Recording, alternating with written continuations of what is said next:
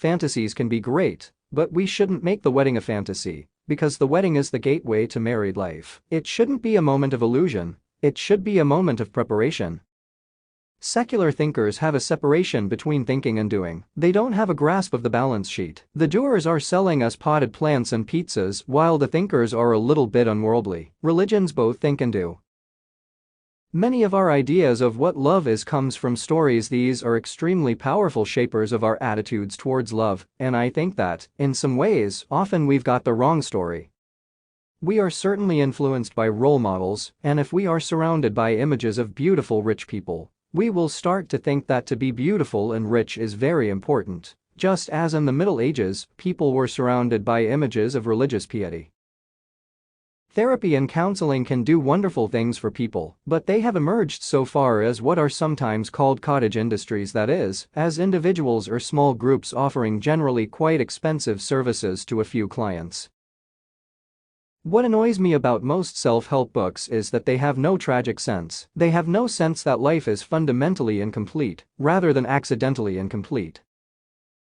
Often we think love is a feeling, that you spontaneously experience it. Read more.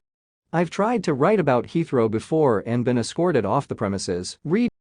At the School of Life, we take seriously anything that has to do with human fulfillment, and take note wherever insight on this subject can be found.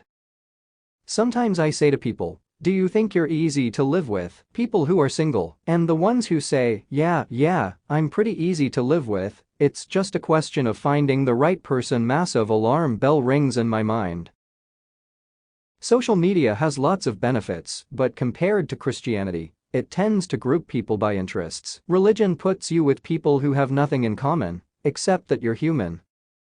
Everyone's more vulnerable than they seem, and I think men are more vulnerable. Once you get close to a man, the whole thing's a facade anyway. I think manhood is fragile. When I'm writing, I write all day. Other days, I sit around thinking, or I run around from one meeting to another out in the world. It varies, and I like that. Compatibility is an achievement of love. It shouldn't be its precondition. Read. I think of myself as quite a shy person, but when I'm curious about something, I'll go quite far to satisfy my curiosity.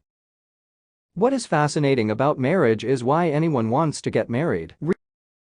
I think of myself as quite a shy person, but when I'm curious about something, I'll go quite far to satisfy my curiosity. Laughter is an important part of a good relationship. It's an immense achievement when you can move from your thinking that your partner is merely an idiot to thinking that they are that wonderfully complex thing called a lovable idiot. And often that means having a little bit of a sense of humor about their flaws.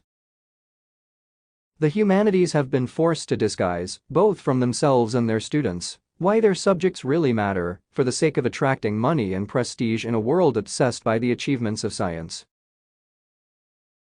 Used to do a lot of falling in love with people, almost in the street, and imagining that there would be no obstacle to a happy love story, other than finding the right person.